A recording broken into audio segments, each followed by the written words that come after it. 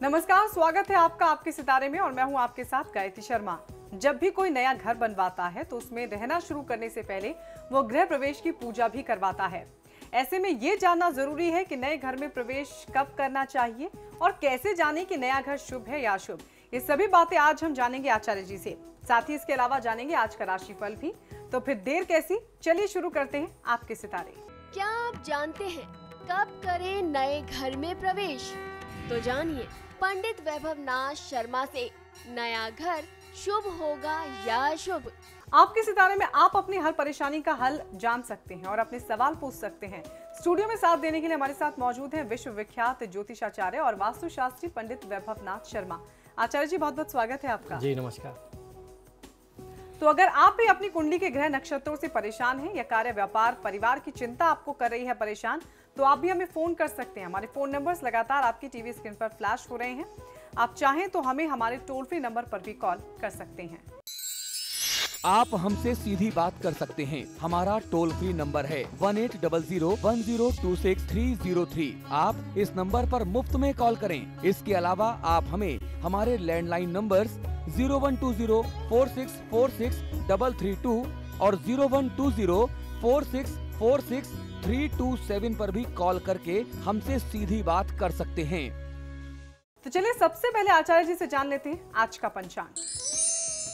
जी बिल्कुल, आज का पंचांग इस प्रकार है। विक्रम संवत 2071, मास चल रहा है आषाढ़ और आषाढ़ मास के शुक्ल पक्ष की आज सप्तमी तिथि है। शुक्रवार का दिन है। नक्षत्र है उत्तरा फाल्गुनी, योग है वरियान और करण है गर। चलिए, ये तो बात रही आज के पंचांग की और अब 12 राशियों के राशिफल पर भी गौर फरमा लेते हैं। और सबसे पहले बात करते हैं मेष राशि वाले जातकों की, कैसा रहेगा उनका आज का दिन। मेष राशि वाले जातक लोगों को आज आपको अपने स्वास्थ्य और फिटनेस पर ध्यान देना बहुत ज्यादा आवश्यक है। कार्य क्षेत्र में उत्साह और आत्मविश्वास को बना करके रखें। आज आपके खर्चों में वृद्धि होने की संभावना बहुत ज्यादा दिखाई देती है, तो ऐसी परिस्थिति में अपने खर्चों में अनावश्यक वृद्धि आपको रोकनी चाहिए। अपने खर्चों में कमी करने की आवश्यकता है। आज के दिन को शुभ बनाने के लिए ओम विधये नमः मंत्र का 108 बार जाप कर लेना आपके लिए सर्वोत्तम होगा। निर्णय लेने में, महत्वपूर्ण निर्णय लेने में आज बहुत ज्यादा जल्दीबाजी करने से आप बचिए। और चलिए अब जान लेते हैं वृषभ राशि वालों का दिन कैसा रहेगा आज और दिन को शुभ बनाने के लिए क्या करें और क्या करने से बचें। वृषभ राशि वाले जातक लोगों के लिए आपने अपने लिए जो कार्य क्षेत्र चुना है, आप जो अपना कार्य क्षेत्र निर्धारित कर रहे हैं, उसमें सफलता पाने के लिए आपको जीतोड़ प्रयास करते रहना चाहिए। अपने प्रयासों में आपको कमी नहीं करनी चाहिए। किसी भी प्रकार से आप हार न माने और आप जब निरंतर प्रयास करेंगे, कठोर परिश्रम का साथ आप देंगे, तो निश्चित तौर पर आपको अपनी मंजिल, अपनी सफलता अवश्य मिलेगी। जैसी सफलता आप चाहते थे वो आपको निश्चित तौर पर मिलेगी। आज के दिन को शुभ बनाने के लिए ओम विघ्न राजाय नमः मंत्र का 108 बार जाप कर लेने से आपके परिश्रम में कहीं से अगर कोई विघ्न आता है, बाधा आती है, तो निश्चित तौर पर भगवान गणपति की कृपा से वह विघ्न दूर होगा। आज आपके कार्यक्षेत्र में पार्टनर से वाद विवाद और झगड़े की स्थिति दिखाई देती है, उसे आपको अपनी सूझबूझ से बचाना है। चलिए वृषभ राशि के बाद बात कर लेते हैं मिथुन राशि की। मिथुन राशि वाले जातक अपने दिन को शुभ बनाने के लिए क्या करें। मिथुन राशि वाले जातक लोगों के लिए आप शायद सोचते हैं कि प्रसन्न रहने के लिए, खुश रहने के लिए आप जो करते हैं, जो रास्ता आप अपनाते हैं वो ही सही है, लेकिन कभी कभी हो सकता है किसी दूसरे की खुशी के लिए या अपने आत्मिक संतुष्टि के लिए आपको दूसरे की खुशी भी कहीं ना कहीं अर्जित करनी पड़े। उसकी खुशी के लिए आपको कुछ खोना पड़े या आपको कुछ पैसे व्यय करने पड़े। तो ऐसी परिस्थिति में आज यदि आपको कुछ खोने की आवश्यकता पड़ जाए तो आप खोने की वजह को देखिएगा। दूसरे की खुशी के लिए यदि आप इस तरीके का कोई भी काम करते हैं, अपने लिए त्याग और बलिदान करते हैं, तो निश्चित तौर पर आगे आने वाले समय में ईश्वर आपको बहुत बड़ी खुशियां, बहुत बड़ी सफलता अवश्य ही देगा। आज के दिन को शुभ बनाने के लिए ओम वाणी प्रदाय नमः मंत्र का 108 बार जाप कर लेना आपके लिए सर्वोत्तम होगा। आज आपके कार्यक्षेत्र में जो आपकी बहुत बड़ी महत्वपूर्ण जिम्मेदारी है, उसको आप बिल्कुल भी अनदेखी ना करें। और बात कर्क राशि की। कर्क राशि वाले जातकों के सितारे आज क्या कुछ इंडिकेशन दे रहे हैं, आइए जान लेते हैं। कर्क राशि वाले जातक लोग, आज आप अपने कार्यक्षेत्र को लेकर के, करियर को लेकर के बहुत बड़ी दुविधा में होंगे। अच्छी तरीके से सोच विचार करके यदि आप काम करें और चिंतन करने के बाद, लोगों से सलाह मशवरा कर लेने के बाद यदि आप अंत में कोई निर्णय लेते हैं तो निश्चित तौर पर आपको बहुत अच्छा लाभ मिलेगा। भाई बहन के साथ, अपने परिवार में, कुटुंब में, बंधु बांधव से तनाव की स्थिति आज रह सकती है, जिसे आपको अपनी सूझबूझ से बचाना है। आज खर्च भी आपके ऊपर बहुत ज्यादा रहेगा, तो खर्चों पर नियंत्रण करने की आवश्यकता है। आज के दिन को शुभ बनाने के लिए ओम वागीशाय नमः मंत्र का 108 बार जाप कर लेना आपके लिए सर्वोत्तम होगा। आपके कार्यक्षेत्र की जो भी गुप्त बातें हैं वो आपको हर किसी से चर्चा नहीं करनी चाहिए। और चलिए अब बात कर लेते हैं सिंह राशि की। सिंह राशि वाले जातक आज अपने दिन को शुभ बनाने के लिए क्या करें और क्या करने से बचें? सिंह राशि वाले जातक लोगों के लिए आज ऐसा भी हो सकता है कि जिस किसी व्यक्ति ने कभी आपको या आपकी भावना को ठेस पहुंचाई हो, आपको भावनात्मक कोई बहुत बड़ा सेटबैक दिया हो, आपको चोट दी हो, वह आज व्यक्ति अचानक से आपके सामने आ जाए और आपसे क्षमा याचना करने लगे। ऐसी परिस्थिति में निश्चित तौर पर आपके लिए स्थिति थोड़ी सी खराब जरूर होगी। आप थोड़ा सा व्यथित और परेशान भी एक बार हो सकते हैं, लेकिन ऐसे लोगों को क्षमादान करना चाहिए। जीवन में उन्हें माफ करके आपको आगे बढ़ जाना चाहिए। आज के दिनचर्या में माता के पक्ष से और किसी प्रकार की संपत्ति की स्थिति जो है वो बहुत क्षतिदायक रहने वाली है, तो आपको माता के साथ समय जरूर व्यतीत करना चाहिए। और प्रॉपर्टी से रिलेटेड कोई बड़ा काम या कोई बड़े निर्णय, बड़े डिसीजंस करने से आज आपको बचना है।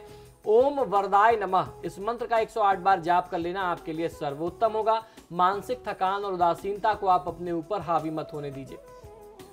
और चलिए अब जान लेते हैं कन्या राशि का आज का राशिफल क्या कहते हैं कन्या राशि वाले जातकों के आज के सितारे। जी बिल्कुल, कन्या राशि वाले जातक लोगों के लिए परिवार में जो भी अनबन काफी समय से चल रही है, आज का दिन उस तनाव को, उस विवाद को दूर करने का दिन है। अपने और जीवन साथी के स्वास्थ्य पर भी आपको आज बहुत ध्यान देने की आवश्यकता है। नौकरी में आपको अपने अधिकार का पद प्राप्त हो सकता है। आज आपका शारीरिक स्वास्थ्य भी अच्छा रहेगा, उत्तम रहेगा और मानसिक रूप से भी आप प्रसन्न रह सकते हैं। आज के दिन को शुभ बनाने के लिए ओम लंबोदराय नमः मंत्र का 108 बार जाप कर लेना चाहिए। आज ऐसा कोई भी व्यवहार ना करें जिससे किसी के दिल को, किसी की भावना को ठेस पहुंचे। चलिए बात कर लेते हैं तुला राशि की। तुला राशि वाले जातक आज के दिन को शुभ बनाने के लिए क्या करें? तुला राशि वाले जातक लोग, किसी भी वाद विवाद में पड़ने से आज आपको बचना चाहिए। चाहे वह वाद विवाद आपके घर का हो या आपके किसी जानने पहचानने वाले किसी दोस्त मित्र का या बाहर से संबंधित किसी व्यक्ति का हो, ऐसे विवादों से आज आपको दूर रहना है। आर्थिक मामलों में थोड़े विलंब होने से आपको चिंतित नहीं होना चाहिए। आपको कुछ चिंताएं परेशान जरूर कर सकती हैं, लेकिन जब आपको पहले से मालूम है कि आज ऐसा होना है तो चिंता आप मत लीजिए। प्रतिष्ठित लोगों से आपके संबंधों का आपको बहुत अच्छा लाभ मिल सकता है। जीवन साथी के सहयोग से समस्याओं का आप समाधान कर सकते हैं। आज के दिन को शुभ बनाने के लिए ओम रमाचिरताय नमः मंत्र का 108 बार जाप कर लेना आपके लिए सर्वोत्तम होगा। परिवार में भाई बंधु के साथ वाद विवाद करने से आपको बचना है। और चलिए अब जान लेते हैं क्या कहते हैं वृश्चिक राशि वाले जातकों के आज के सितारे।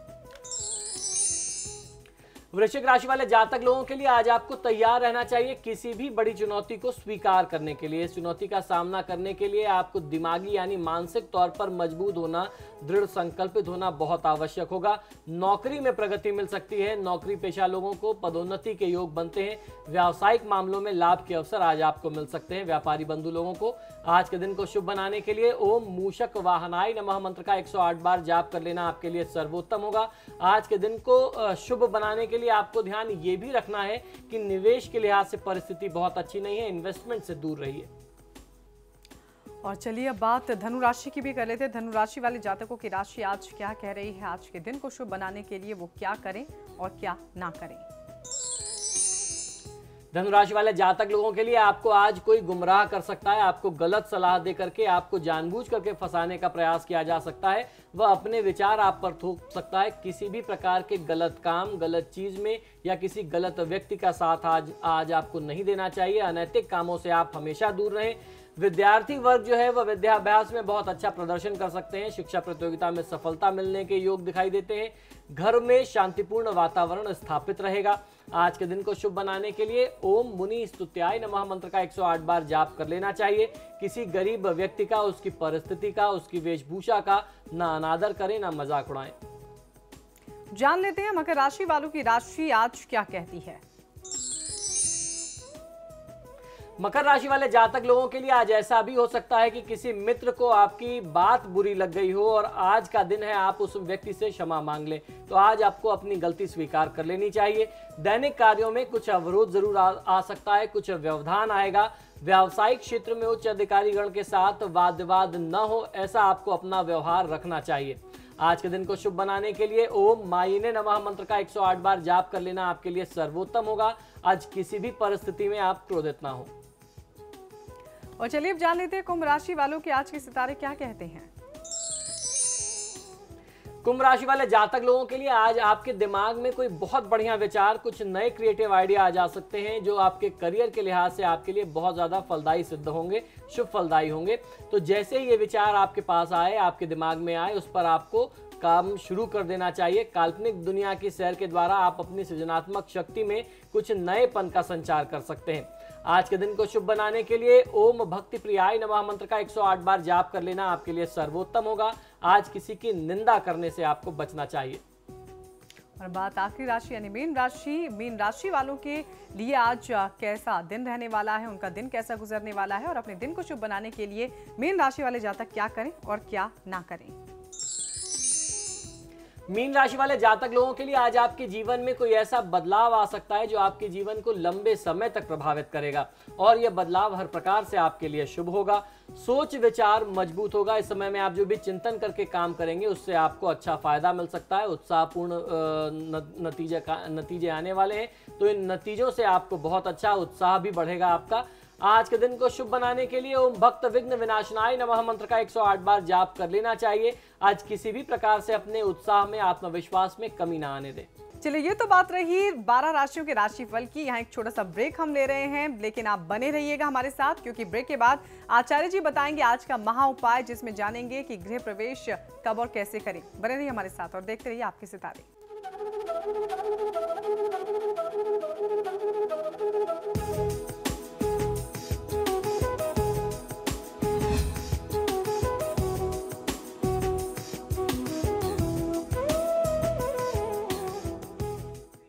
ब्रेक के बाद स्वागत है आप सभी का। तो आइए अब बात कर लेते हैं कब करें नए घर में प्रवेश, कैसे जानें कि आपका नया घर शुभ होगा या फिर अशुभ, यानी कि आज का महा उपाय। जी, आज का महा उपाय बहुत ही विशेष है। आज मैं आपको बताने वाला हूं कि किन किन तिथियों में, किन नक्षत्रों में, किस मास में आपको अपने नए घर में प्रवेश करना चाहिए। ऐसा हमारे बहुत सारे दर्शकों ने पूछा कि आचार्य जी आप हमें जानकारी दें कि किन तिथियों में, किन विशेष मुहूर्त में हम अपने नए घर का गृह प्रवेश या वास्तु पूजन कर सकते हैं। साथ ही साथ मैं आपको ये भी आज बताने वाला हूं कि यदि आप अपना नया घर बना रहे हैं या नया कोई फ्लैट लेने जा रहे हैं तो आप ये कैसे जानें कि ये जो नया घर आपके लिए होगा, आपका जो ये सपनों का घर होगा, ये आपके लिए शुभ होगा या अशुभ होगा। इसके लिए हमारे वास्तुशास्त्र में और ज्योतिष के शास्त्रों में विशेष सूत्र, विशेष इसके फॉर्मूले बताए गए हैं। वो ही गुप्त फॉर्मूला आज मैं अपने दर्शकों को बताने वाला हूं। तो बहुत सावधानी के साथ इस फॉर्मूले को सुनिएगा, समझिएगा और लिख करके अपने रिकॉर्ड में कहीं रख लीजिएगा। भविष्य में जब भी आप कभी या आपके परिवार में आपकी संतान संतति कभी अपना नया घर बनाए तो इस फॉर्मूले को यदि आप अपने ध्यान में रखेंगे तो समझ लीजिए कि जीवन में आपको कभी भी धनहानि का सामना नहीं करना पड़ेगा। आप अगर इस फॉर्मूले, इस सिद्धांत के आधार पर अपना घर बनाते हैं तो आपको निरंतर अपने घर में अपार लक्ष्मी और समृद्धि मिलती रहेगी। आपको धनहानि का सामना नहीं करना पड़ेगा। लेकिन सबसे पहले बात करेंगे कि किन तिथियों में, किन विशेष मुहूर्त में आपको नए घर में प्रवेश करना चाहिए, यानी आप गृह प्रवेश कब करें। नए घर में प्रवेश जब करना चाहिए उसके लिए सबसे प्रमुख होता है उत्तरायण सूर्य, यानी उत्तरायण सूर्य में यदि वास्तु पूजन करके ही आप गृह प्रवेश करते हैं तो निश्चित तौर पर आपको लाभ मिलता है। उसके पहले वास्तु शांति और वास्तु देवता का जो मंत्र होता है, जो ऋग्वेद में जो वास्तु देवता का मंत्र बताया गया है, उस मंत्र का किसी भी व्यक्ति को यथाशक्ति जाप करा लेना चाहिए। यह जो मंत्र है वह है वास्तुस्पति प्रतिजान स्मान स्वावेशा अन्मीवो भवानः यत्वे महे प्रति तन्नायुष सुसन्नो भव द्विपदे शन चतुष्पदे। ये सभी ज्योतिषियों को, सभी वास्तुशास्त्रियों को, सभी कर्मकांडियों को यह वास्तु देवता का मंत्र ज्ञात होता है, मालूम होता है। ये एकमात्र मंत्र है वास्तु शांति के लिए, वास्तु के देवता का जप करने के लिए जो प्रयोग में लिया जाता है। तो इस विशेष मंत्र का जाप आपको करा लेना चाहिए। ये ऋग्वेद की ऋचा है, इसका जाप अगर आप अपने घर में कराते हैं तो वास्तु को ये बहुत ज़्यादा तरीके से शुभता प्रदान करता है। उसके आगे बढ़ते हैं। शास्त्रानुसार गृह प्रवेश करने के लिए माघ का महीना, फागुन का महीना, वैशाख और जेठ का महीना जो है सबसे ज़्यादा शुभ बताए गए हैं। माघ के महीने में गृह प्रवेश करने वाले व्यक्ति को जो घर होता है वह धन लाभ देता है, यानी अगर आप माघ के महीने में गृह प्रवेश करते हैं तो आपको धन लाभ मिलता है। जो व्यक्ति अपने नए घर में फागुन मास में वास्तु पूजा करता है और उसके बाद गृह प्रवेश करता है तो उसे पुत्र, पौत्र और धन तीनों की प्राप्ति होती है। चैत्र मास में नवीन घर में प्रवेश करने के लिए जब कोई व्यक्ति जाता है, पूजा पाठ करता है तो उसे धन का अपव्यय सहना पड़ता है, यानी चैत्र मास में वर्जना बताई गई है, त्याग करना चाहिए, गृह प्रवेश नहीं करना चाहिए। लेकिन बहुत अपरिहार्य हो, बहुत इमरजेंसी हो, उसके बाद आपको कोई ऐसी परिस्थिति बन रही हो कि उसके बाद आप नहीं कर सकते हो, तो कुछ विशेष तिथियों में, विशेष मुहूर्त में ही आप चैत्र मास में गृह प्रवेश कर सकते हैं। उसके आगे गृह प्रवेश वैशाख मास में करने वाले लोगों को धन धान्य की कमी जीवन में कभी नहीं रहती। आपके जीवन में कभी धन और धान्य की कमी, आपको अन्न और भोजन की कमी जीवन में कभी भी सामने नहीं देखनी पड़ेगी। जो व्यक्ति पशुओं एवं पुत्र का संयोग चाहता हो, सुख चाहता हो, आप यदि अपने घर में पशु पालते हैं, आप चाहते हैं कि आपके पशुधन में निरंतर वृद्धि होती रहे, आपके पुत्र धन में निरंतर वृद्धि होती रहे, ऐसे व्यक्ति को अपने नए मकान में ज्येष्ठ मास में वास्तु पूजन करके गृह प्रवेश करना चाहिए। यह आपके लिए हर प्रकार से शुभ होता है। शुक्ल पक्ष की प्रतिपदा तिथि से लेकर के कृष्ण पक्ष की दशमी तिथि तक वास्तु अनुसार गृह प्रवेश करना वंश वृद्धिदायक माना गया है। धनु एवं मीन राशि के सूर्य यानी कि मलमास में भी अगर नए मकान में आप प्रवेश करना चाहें तो यह वर्जित होता है। मलमास यानी अधिक मास में, जिसे पुरुषोत्तम मास कहा गया है, ये पूरा एक महीने का समय ये जो है शुभ कार्यों के लिए, खासतौर पर गृह प्रवेश, विवाह इत्यादि के किसी भी मांगलिक कार्य के लिए वर्जित बताया गया। इसमें सिर्फ भगवान विष्णु की पूजा आराधना ही की जा सकती है। जिस मकान का द्वार दक्षिण दिशा में हो, यानी अगर आपका घर जो है वो साउथ फेसिंग है, तो ऐसी स्थिति में गृह प्रवेश आपको प्रतिपदा की तिथि में यानी एकम की तिथि में, षष्ठी तिथि, षष्ठ तिथि में और उसके बाद 11 यानी एकादशी की तिथि में करना चाहिए। ये तिथियां इस दक्षिण दिशा के गृह में प्रवेश हेतु बहुत ही शुभ मानी जाती हैं। द्विज यानी द्वितीया तिथि में, सप्तमी तिथि को पश्चिम दिशा के पश्चिम मुखी गृह में आप प्रवेश कर सकते हैं। पश्चिम दिशा के द्वार के गृह प्रवेश के लिए श्रेष्ठ बताए गए हैं। यदि हम अपने पुराने भवन का जीर्णोद्धार करना चाहते हैं, यानी अपने पुराने घर को दोबारा से गिरा करके रिनोवेट करना चाहते हैं, जीर्णोद्धार करना चाहते हैं, दोबारा बनवाना चाहते हैं, तो उसमें गृह प्रवेश करना है अगर आपको, तो अपनी सुविधा के अनुसार कोई भी अच्छी सी तिथि देख करके आप गृह प्रवेश कर सकते हैं। ऐसे मकानों में जहां रिनोवेशन किया गया हो, जीर्णोद्धार किया गया हो, वहां पर सिर्फ वास्तु पूजन ही पर्याप्त होता है। पुनः एक बार गृह प्रवेश की आवश्यकता नहीं है। अगर आप करना चाहें कर सकते हैं, शास्त्रों की बाध्यता नहीं है। तिथियों के अनुसार गृह प्रवेश करना ऐसे घरों में कोई बहुत आवश्यक नहीं होता। ये तो बात रही कि किस परिस्थिति में आपको किन किन तिथियों में गृह प्रवेश करना चाहिए। आइए अब जानते हैं कि कैसे आपको ये पता चले कि आप जिस नए घर को बहुत मन से बना रहे हैं, आपने बहुत उम्मीदों से अपना ये आशियाना बनाया है, सजाया है, ये आपके लिए शुभ रहने वाला है या अशुभ। और ये सिद्धांत जो है वो आपके अपने प्लॉट को लेकर के घर बनाने पर भी लागू होता है, और अगर आप कोई बना बनाया फ्लैट खरीद रहे हैं, सोसाइटी में फ्लैट खरीद रहे हैं, उस पर भी ये फॉर्मूला उतना ही लागू होगा, उतना ही कारगर होगा जितना कि एक अपने इंडिपेंडेंट घर पे अपने एक फ्लोर पर बनाया गया हो। नया घर बनाने या नया फ्लैट लेने से पहले यह जान लेना नितांत आवश्यक है कि वह घर आपके लिए उन्नति कारक होगा या नहीं। इस हेतु घर की आय और व्यय की गणना हमारे धर्मशास्त्रों में करना बहुत आवश्यक बताया गया है।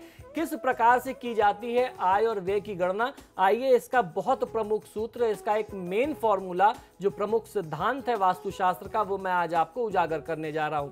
सबसे पहले जानेंगे कि आय की गणना, आपकी इनकम कितनी रहेगी, ये कैलकुलेट कैसे करना है कि इस नए घर में जाने के बाद आपकी इनकम जितनी अभी है उतनी रहेगी, उससे कम होगी या उससे बढ़ जाएगी, ये जान लेना बहुत आवश्यक होता है।